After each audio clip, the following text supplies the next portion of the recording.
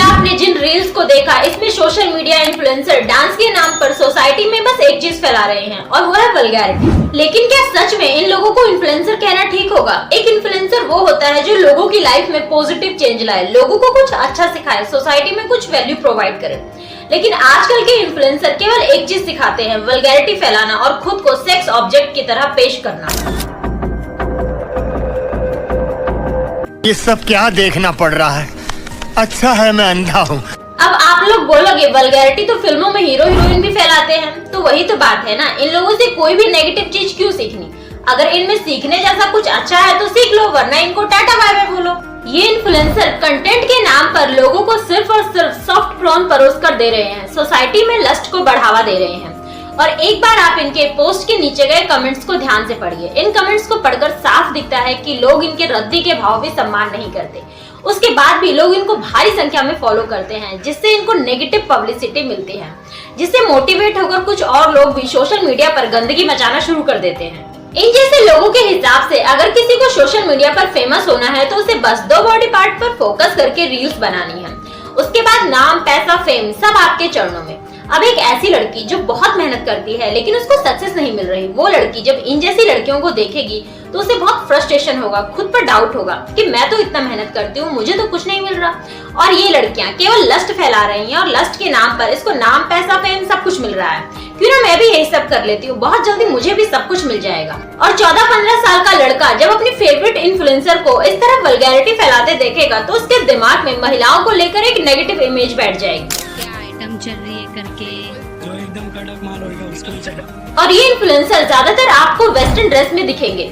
Western dress पहनने में कोई बुराई नहीं है, लेकिन ज्यादातर टाइम वेस्टर्न ड्रेस पहनना और इंडिया के ड्रेसेस या फिर इंडिया के कल्चर को साइड करना ठीक नहीं है।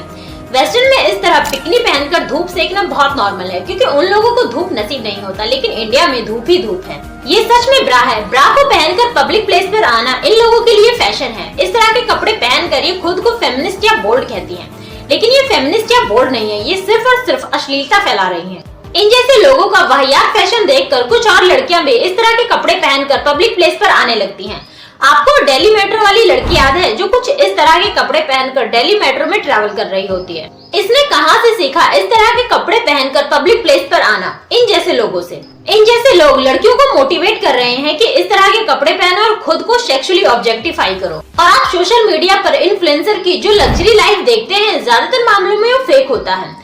ये लोग अपनी लग्जरी लाइफ मेंटेन करने के लिए चोरी तक करने से नहीं चूकते हैं। जी हाँ, बिल्कुल सही सुना आपने। इन्फ्लुएंसर अपनी लग्जरी लाइफ दिखाने के लिए कई बार चोरी तक कर देते हैं। 2,63,53,200 रुपए की चोरी करी है यूके की कपल सोफी ब्रूनई और एशली सिंह ने।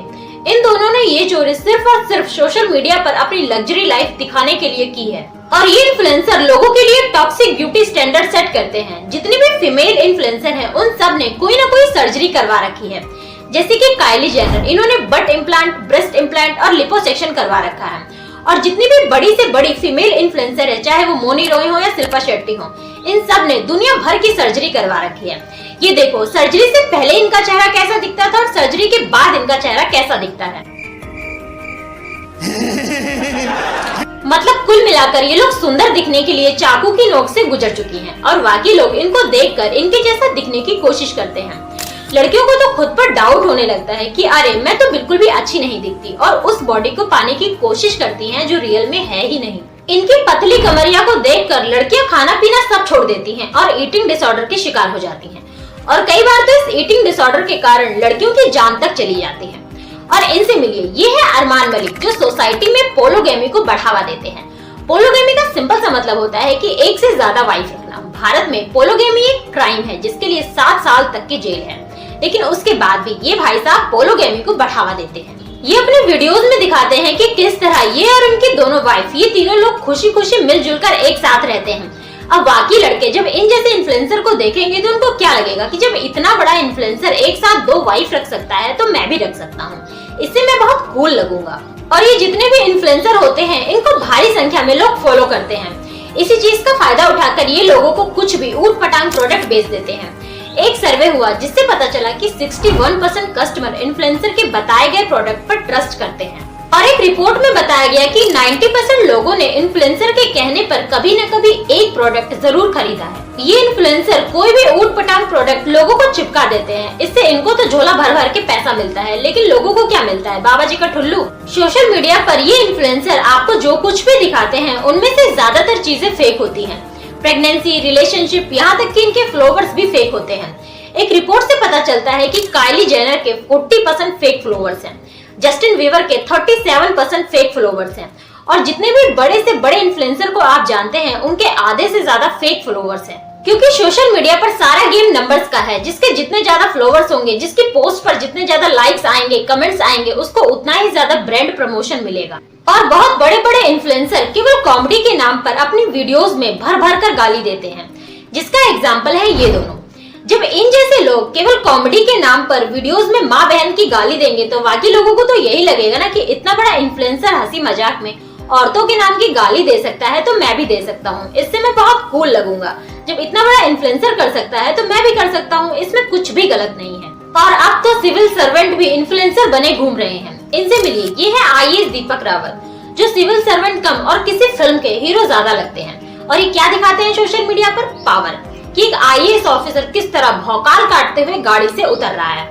और जब बाकी लोग इनको ऐसे शो ऑफ करते देखेंगे तो क्या सीखेंगे कि मैं भी UPSC की तैयारी कर लेता हूँ, इससे मुझे भी झोला भर भर के पावर मिलेगी। ये IAS ऑफिसर जो सोशल मीडिया पर इन्फ्लुएंसर बने बैठे हैं, ये क्या सिखा रहे हैं लोगों को कि पावर का भूखा कैसे बना जाए, देश की सेवा, ये सब तो मोह माया है, असली मजा तो पावर में है। और जितने भी ये इन्फ्लुएंसर होते हैं इनका मेंटल हेल्थ भी ठीक नहीं रहता है।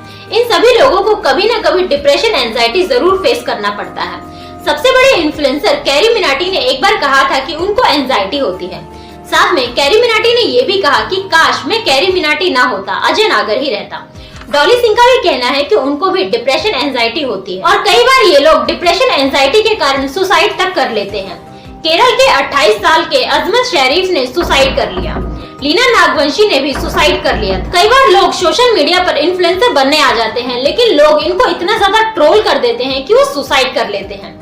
जैसे कि 16 साल के प्रियांशु यादव ने लड़कियों की तरह कपड़े पहनकर मेकअप करके एक फोटो अपलोड कर दी, जिस कारण लोगों ने प्रियांशु को इतना ज्यादा ट्रोल किया कि 16 साल के बच्चे ने सुसाइड कर लिया। इन लोगों की चकाचौंध लाइफ को देखकर लोगों को सेलिब्रिटी सिंड्रोम हो जाता है। सेलिब्रिटी सिंड्रोम में लोग बार बार अपना सोशल मीडिया अकाउंट खोल कर देखते हैं कि कितने लाइक आए, कितने कमेंट्स आए, और अगर लाइक और कमेंट्स कम होता है तो लोगों को बुरा लगने लगता है, लोगों की मेंटल हेल्थ सफर करने लगती है। हर एक इन्फ्लुएंसर को फेम की कोई ना कोई कीमत झुकानी पड़ती है। फैमिली ब्लॉगर को अपनी प्राइवेसी कॉम्प्रोमाइज करनी पड़ती है, हेल्थ ब्लॉगर को अपना हेल्थ कॉम्प्रोमाइज करना पड़ता है, और फैशन ब्लॉगर को एक्सपेंसिव चीजें खरीदने के लिए हैवी लोन लेना पड़ता है, जिस कारण क्रेडिट कार्ड का बिल भरते भरते उनके प्राण निकल जाते हैं। तो ये थी आज की वीडियो अच्छी लगी हो तो वीडियो को लाइक करके चैनल को सब्सक्राइब कर देना, ताकि ऐसी इन्फॉर्मेटिव वीडियो आप तक पहुंचती रहे। Thank you.